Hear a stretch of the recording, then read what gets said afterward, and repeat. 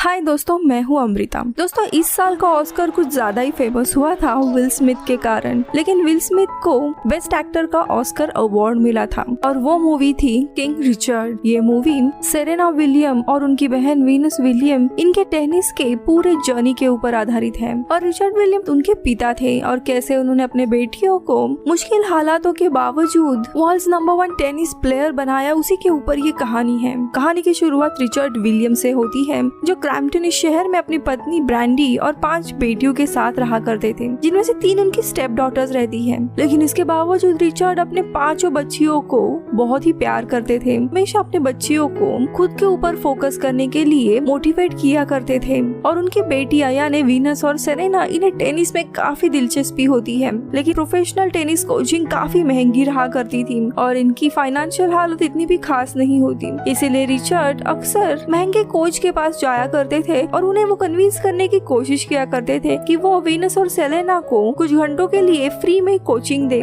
ये दोनों भी काफी अच्छा खेलती है और एक बार वो अगर फेमस होती है तो इसका फायदा कोच को भी मिलेगा। लेकिन कोई भी कोच उन्हें फ्री में सिखाने के लिए तैयार नहीं होता। यहाँ पे रिचर्ड और ब्रैंडी दोनों भी खुद एथलीट्स थे। इसी कारण से वो अपने 5 बच्चियों की डेली प्रैक्टिस किया करते थे और ये कोई साधारण प्रैक्टिस नहीं हुआ करती थी। एक इंटरनेशनल प्लेयर को जैसे ट्रेन किया जाता था वैसे ही उन दोनों को ट्रेनिंग दी जाती थी। ये देखते हुए रिचर्ड की पड़ोसी मिसेस स्टिकलैंड हमेशा इन लड़कियों को बोला करती थी कि रिचर्ड उनके ऊपर बहुत ही प्रेशर डाल रहा है। अब कुछ समय के बाद रिचर्ड अपने 5 बच्चियों को लेके पुराने टेनिस कोर्ट में जाता है और वहाँ पे साफ सफाई करके ये लोग प्रैक्टिस के लिए रेडी करते हैं। और सबसे बड़ी बेटी जो रहती है टुंडा, वो वहाँ पे बैठ के पढ़ाई कर रही थी। लेकिन तभी वहाँ पे कुछ लड़के आते हैं, उसे छेड़ने लगते हैं। रिचर्ड चुपचाप उनके पास जाता है और उन लड़कों को समझाता है कि ये सिर्फ 16 साल की बच्ची है, यानी नाबालिग है, उसके साथ छेड़खानी मत कीजिए। कुछ देर तक हम लोग प्रैक्टिस कर रहे हैं, यहाँ से निकल जाएंगे। लेकिन वो लड़के रिचर्ड को काफी मारते और वहाँ से भाग जाते हैं। रिचर्ड घायल होकर नीचे गिर जाता है और टुंडा पूछती है कि क्या पापा आप ठीक हो? तभी रिचर्ड कहता है, जब मैं छोटा था तब काफी सारे लोगों ने मुझे बुली किया था, काफी मारा था, लेकिन मैंने वो सब कुछ सहा था। पता है क्यों? क्योंकि मेरे पास पिता नहीं थे, इसीलिए मेरी कोई भी इज्जत नहीं करता था। लेकिन मैं तुम लोगों के साथ ऐसा होने नहीं दूंगा, क्योंकि तुम्हारे पास मैं हूँ। और वो कैसे तैसे बुरी हालत में घर पहुँच जाता है और ब्रैंडी को भी इस हादसे के बारे में पता चल जाता है। अपने पति की ये हालत देख के ब्रैंडी उसे समझाती है कि लड़कियां कितनी भी प्रैक्टिस कर ले, लेकिन हमारे पास उतने पैसे नहीं हैं और आज तुम्हारी ये हालत हुई है, शायद हमें ये सपना इधर ही रोकना होगा। लेकिन रिचर्ड उसे कहता है कि मैं इन बच्चियों में चैंपियन देख रहा हूँ, मुझे पता है इस मेहनत का फल हमें जरूर मिलेगा और ये लोग एक दिन जरूर टॉप के प्लेयर्स बनेंगे। ये कहकर वो अपने जॉब के लिए निकल पड़ता है, जो कि नाइट सिक्योरिटी ऑफिसर होता है। अब रिचर्ड अपने जॉब पे जाने के बाद गन को लोड करता है और अपने यूनिफॉर्म में रखता है और अपने बैग से काफी सारे मैगजीन्स निकालकर टेनिस कोच की लिस्ट बनाने लगता है। अब अगले दिन रिचर्ड फिर एक कोच के पास जाकर वेनिस और सेलेना की गेम खेलती हुई वीडियो दिखाता है और उसे रिक्वेस्ट करता है कि वो उन्हें कोच करे। लेकिन वो कोच मना कर देता और कहता है कि टेनिस ये काफी महंगा और अमीरों का खेल है, तुम जैसे गरीबों के लिए ये खेल नहीं है और फ्री में तो बिल्कुल भी सिखाया नहीं जाएगा। ये सुन के रिचर्ड को बुरा तो लगता है, लेकिन वो हार नहीं मानता। लेकिन कुछ दिनों के बाद उसे अपने सपनों के रास्ते भटकते हुए दिखाई देते हैं,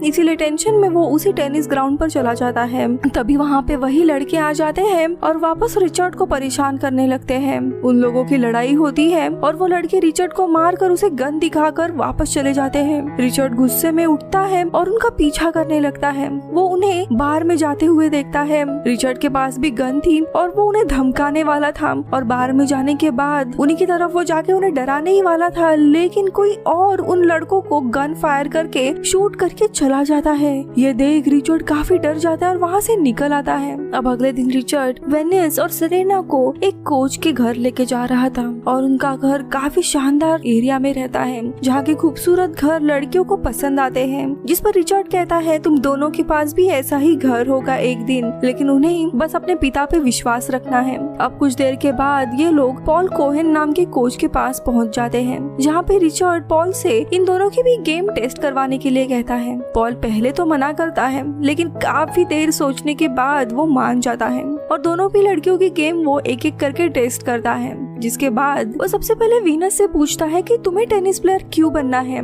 तो वो कहती है कि उसे विंबलडन कंपटीशन जीतना है और सिर्फ एक बार नहीं बल्कि बार बार जीतना है। फिर वो सेरेना से सेम सवाल करता है, तो वो कहती है कि मुझे पूरी दुनिया का सबसे अच्छा टेनिस प्लेयर बनना है ताकि लोग उसका आदर्श रखे और उसकी तरह खेलना चाहे। अब थोड़े समय के बाद रिचर्ड और लड़कियां काफी मायूस चेहरे से अपने घर आती है, लेकिन तभी सबके सामने आने के बाद वो अनाउंस करते हैं कि उन्हें कोच मिल गया है, लेकिन सिर्फ वेनस को ही। कोच दोनों को फ्री कोचिंग नहीं दे सकता था, इसीलिए सेरेना को काफी बुरा लगता है, लेकिन अपने बहन के लिए वो खुश होती है। और अब सेरेना अपने मॉम के साथ तो वही वेनस पॉल के साथ कोचिंग शुरू करते हैं। रिचर्ड वीनस को कोच के साथ साथ ट्रेन होते हुए की हर रोज वीडियो बनाया करता था और कई बार उसकी पॉल के साथ टेक्निक को लेकर बहस भी हो जाती थी। एक दिन पॉल वीनस और रिचर्ड को दूसरे प्लेयर की गेम दिखाता है, जहाँ पे वो बताता है रिक नाम का एक कोच था जिसके एक प्लेयर 12 साल की थी जो कि काफी बेस्ट रह चुकी है और उसे $2 मिलियन का कॉन्ट्रैक्ट भी मिला था और उसे वीनस में वैसे ही पोटेंशियल दिखाई देती है, इसीलिए उन्हें पॉल के ऊपर ट्रस्ट करना होगा। अब पॉल के कारण वीनस को काफी सारे टेनिस की कंपटीशन में पार्टिसिपेट करने के लिए मिलता है, जहाँ पे वीनस काफी अच्छा परफॉर्म भी करती है और एक के बाद एक वो काफी सारी कंपटीशन जीतने लगती है। तो यहाँ पे हम रिचर्ड को देखते हैं कि वो वीनस को खेलते हुए कभी भी नहीं देखता था, वो कहीं दूर खड़ा रहता था और बस बॉल हिट होने की आवाज सुनकर ही गेम का पता लगाता था और इसी तरह वीनस सारे जूनियर टूर्नामेंट्स जीत जाती है। एक दिन वीनस के गेम के बाद ये लोग कार से आ रहे होते हैं और ये पांचों भी लड़कियां वीनस ने जिस लड़की को हराया उसका मजाक उड़ाने लगती है, जिस पर रिचर्ड उन्हें समझाता है कि ऐसा किसी का मजाक नहीं उड़ाना चाहिए, हमें नहीं पता सामने वाले की हालत क्या है।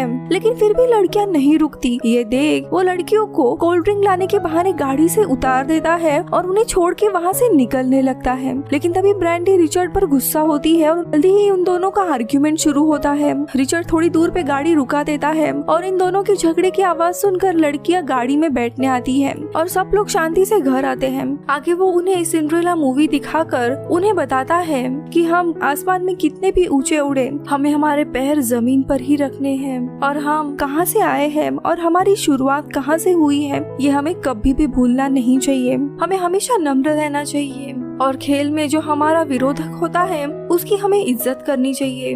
अब एक दिन शाम को रिचर्ड के घर पे पुलिस आती है गिरफ्तार करने के लिए, क्योंकि उसके पड़ोसी ने उसके अगेंस्ट कंप्लेंट की थी कि वो इन बच्चों को अब्यूज करके काफी प्रेशराइज कर रहा है उन्हें प्लेयर बनाने के लिए। लेकिन रिचर्ड गुस्सा होता है और ऑफिसर से कहता है कि मेरे घर में 5 लड़कियां हैं जो कि फ्यूचर में डॉक्टर, लॉयर और टेनिस प्लेयर बनने वाली है, इसीलिए वो मेहनत कर रही है और पुलिस भी उनके माता पिता को ही पकड़ने आए हैं, जबकि सड़क पर नशे की हालत में गिरे हुए बच्चे या फिर बच्चों को छेड़ने वाले लोग आसानी से घूम रहे हैं। पुलिस उन्हें नहीं पकड़ रही है, हमने कुछ भी नहीं किया, सीधे साधे लोग हैं इसीलिए हमारे पीछे आई है। ये सुन के पुलिस चली जाती है और ब्रैंडी मिसेस स्टिकलैंड को आखिरी वार्निंग देके आती है। अगले दिन वीनस का वापस एक टूर्नामेंट होता है जहाँ पे सेरेना भी चुपके से अपना नाम रजिस्टर करवा लेती है और टूर्नामेंट शुरू हो जाता है। रिचर्ड वीनस की गेम सुन रहा होता है कि तभी पीछे के बैकग्राउंड से उसे सेरेना की तारीफ सुनाई देती है, इसीलिए वो दूसरे तरफ जाता है और सेरेना को इतना अच्छा खेलते हुए देख ब्रैंडी और रिचर्ड भी उसे एनकरेज करते हैं और सेरेना के लिए काफी खुश होते हैं।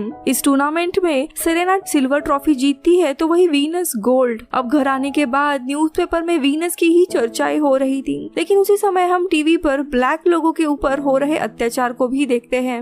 अब अगले दिन के टूर्नामेंट में पॉल रिचर्ड के पास 2 लोगों को लाता है, जहाँ पे पॉल उन लोगों को बताता है कि रिचर्ड काफी गरीब है, वो अपने बच्चों के लिए कुछ भी नहीं कर सकता, इसीलिए वो वीनस को स्पॉन्सर करे और उसका मैनेजर बन जाए। लेकिन ये बात रिचर्ड को काफी खराब लगती है और वो उन लोगों के सामने कहता है कि वो सोचकर बताएगा और गुस्से से वो सेरेना और वीनस को ढूंढने जाता है जो वहाँ का खाना खा रहे थे। उन्हें वो चलने के लिए कहता है और उन्हें समझाता है कि कभी भी कोई भी फ्री में मिलने वाली चीज नहीं लेनी चाहिए। अब अगले दिन पॉल रिचर्ड को कहता है कि उसे ये स्पॉन्सरशिप ले लेनी चाहिए। तभी रिचर्ड गुस्से में उसे बोलता है कि मेरी दोनों भी बेटियां काफी अच्छा खेलती हैं, उन्हें उनके खेल के ऊपर स्पॉन्सरशिप मिलनी चाहिए, ना कि मेरे गरीब होने पर। आगे वो पॉल को कहता है कि जरूर तुमने कमीशन लिया होगा उन लोगों से, और वो पॉल की जरूरत नहीं है ये कह के पॉल को जाने के लिए कहता है। अब पॉल के जाते ही ब्रांडी रिचर्ड पर नाराज होती है और रिचर्ड को कहती है कि वो हमेशा खुद की ही मनमानी करता है, लेकिन रिचर्ड को अपने सिद्धांतों के ऊपर ही लड़कियों को काफी अच्छा प्लेयर बनाना था, ना कि अपने गरीब होने का फायदा उठाना था। अब रिचर्ड दूसरे कोच यानी रिक से कांटेक्ट करता है और अगले दिन ही रिक कैलिफोर्निया आता है वीनस और सेरेना का गेम देखने के लिए। उनका खेल देखकर वो काफी इम्प्रेस होता है और रिक रिचर्ड को आगे बताता है कि वो इनके साथ एक स्टैंडर्ड अग्रीमेंट करना चाहता है, जिसमें वो दोनों बच्चियों का एजुकेशन कंप्लीट करवाएगा, उन्हें रहने के लिए घर और खाने पीने का सामान भी प्रोवाइड करेगा, और बदले में वीनस और सेरेना को मिलने वाली अर्निंग में से 15% उसका होगा। लेकिन रिचर्ड यहाँ पे अपना एग्रीमेंट रिक को देता है। इस एग्रीमेंट के अनुसार रिक अपने साथ फ्लोरिडा सिर्फ वीनस और सेरेना को ही नहीं बल्कि पूरे फैमिली को लेके जाएगा। इन दोनों के साथ साथ बाकी बच्चियों को भी अच्छे स्कूल में एडमिशन करवाएगा, और वही रिचर्ड खुद के लिए स्टाफ में से एक जॉब भी ढूंढता है। अब रिक ये एग्रीमेंट के लिए अग्री होता है और प्रोसेस शुरू हो जाती है, लेकिन इनके साथ टुंडा नहीं आती क्योंकि वो ग्रेजुएशन कंप्लीट करने के लिए यही रुकती है। अब रिचर्ड और पूरी फैमिली फ्लोरिडा के लिए निकल पड़ते हैं। सब लोग अपने आने वाली जिंदगी के लिए काफी खुश होते हैं। फ्लोरिडा पहुंचकर रिक सबको अपने प्रैक्टिस करने की जगह दिखाता है, जहाँ पे काफी अच्छी जगह और काफी बेहतर चीजें होती है इनके प्रैक्टिस के लिए, और रिक अपने टॉप प्लेयर जेनिफर से इनको मिलवाता है। एक दो दिन के बाद रिचर्ड रिक को कहता है कि अब ये दोनों भी लड़कियां जूनियर टूर्नामेंट नहीं खेलेंगी, वो नॉर्मल बच्चों की तरह स्कूल जाएंगी और यहाँ उसके साथ रोज प्रैक्टिस करेंगी। रिक इस बात से नाराज होता है, लेकिन रिचर्ड उसे उसके ऊपर भरोसा रखने के लिए कहता है। रोज रोज गेम ना खेलने के कारण फायदा ये होता है कि वीनस और सेरेना कुछ दिनों के बाद और भी अच्छे से प्रैक्टिस करने लगती है। दोनों भी धीरे धीरे काफी फेमस होने लगी थी और इनके इंटरव्यूज भी होते हैं, जहाँ पे रिपोर्टर बार बार वीनस को पूछते कि क्या उसे खुद पर सच्ची में भरोसा है, क्या वो अच्छा खेल सकती है, और अगर हाँ तो वो जूनियर टूर्नामेंट्स क्यों नहीं खेल रही है। इन सारे सवालों से गुस्सा होकर वीनस वहाँ से निकल आती है और रिक से रिचर्ड को जूनियर टूर्नामेंट्स खेलने के लिए मनाने की बात करती है। अब रिक रिचर्ड से बात करता है कि बच्चियों को जूनियर टूर्नामेंट्स खेलने देना चाहिए, और उसे जेनिफर का भी एग्जाम्पल देता है कि उसने बहुत सारे टूर्नामेंट्स और प्राइज जीते हैं। लेकिन रिचर्ड रिक को कहता है कि वो इस बारे में सोचेगा। ये सुनकर रिक और वीनस दोनों भी बहुत खुश होते हैं, लेकिन इसी दौरान रिचर्ड न्यूज में देखता है कि जेनिफर ड्रग्स के साथ पकड़ी गई थी और अब उसका गेम का पूरा करियर खराब हो गया था।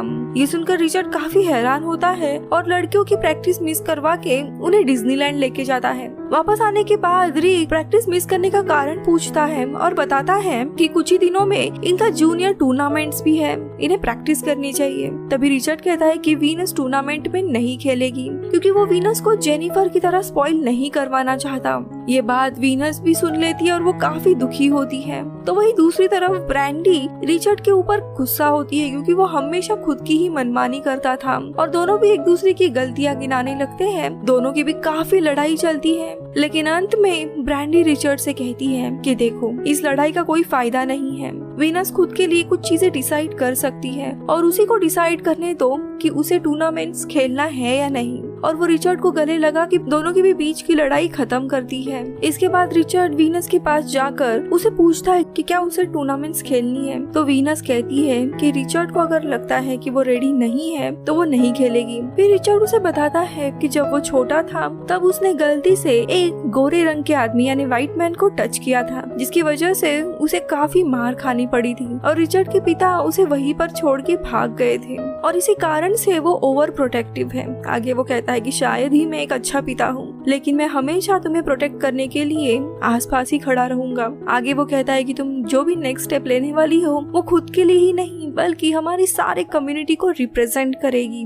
वीनस उसे भरोसा दिलाते हुए कहती है कि वो अपने पिता को निराश नहीं करेगी और वो टूर्नामेंट के लिए रेडी होती है। इस बात पे रिक भी बहुत खुश होता है। अब तक वीनस काफी फेमस हुई थी और उसके पास टूर्नामेंट के पहले ही रिबॉक का स्पॉन्सरशिप आ जाता है जो वीनस को $3 मिलियन का ऑफर देते हैं और साइन करने के लिए आज रात का समय देते हैं, जिसके लिए रिचर्ड तुरंत वहाँ पे मना करता है। तो रिक उसे कहता है कि अगर वीनस ने कल अच्छा नहीं खेला तो उसके हाथ से ऑफर भी चला जाएगा। लेकिन वीनस और रिचर्ड डिसाइड करते हैं कि वो ये ऑफर नहीं लेंगे, क्योंकि अगर वीनस अच्छा गेम खेलती है तो उसे इससे भी अच्छे ऑफर मिलेंगे, क्योंकि वीनस को अपने खेल के ऊपर भरोसा था।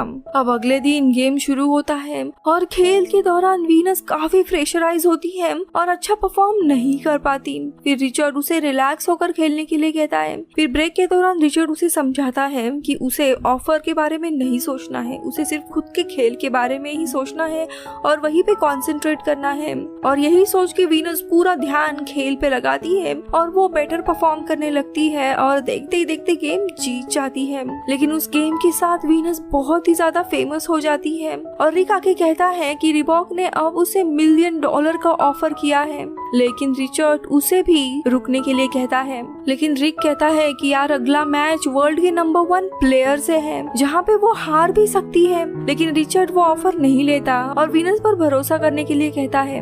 अब टेनिस कोर्ट से निकलते हुए रिचर्ड सेरेना को खड़ा देखता है। सेरेना की आंखों में खुद के लिए मायूसी झलक रही थी कि वो वीनस की तरह इतना अच्छा परफॉर्म नहीं कर पाई। लेकिन रिचर्ड सेरेना को समझाता है कि वो एक दिन वीनस से भी अच्छी प्लेयर बनेगी। अब टूर्नामेंट के लिए ब्रांडी वीनस को रेडी करते हुए मोटिवेट करती है और कहती है कि वो याद रखे कि वो कौन है, कहाँ से आई है। अब मैच शुरू होता है और रिचर्ड बाहर आकर टीवी पर मैच देखता है। यहाँ पर वीनस के ऊपर बहुत ही प्रेशर रहता है, लेकिन फिर भी वो पहला राउंड जीत जाती है। लेकिन सेकेंड राउंड पर दूसरी प्लेयर वॉशरूम जाने के लिए टाइम लेती है। सब लोग समझ रहे थे कि ये सिर्फ एक ट्रिक है जिसमें वीनस का मेंटल पेशेंस खत्म हो जाएगा और वो पैनिक होकर जल्दबाजी में कोई ना कोई गलती करेगी और उसकी बॉडी पूरी तरीके से कूल हो जाएगी, जिससे गेम दोबारा शुरू करने पर वीनस को वार्म अप में टाइम लगेगा। और बिल्कुल ऐसा ही होता है। दूसरी प्लेयर 10 मिनट के बाद आती है। तब तक वीनस बहुत ही पैनिक होती है। वीनस पूरी कोशिश के साथ खेल रही थी, लेकिन वो पहले से कम एक्टिव होती है और खेलते ही खेलते वो एक बार गिर भी जाती है।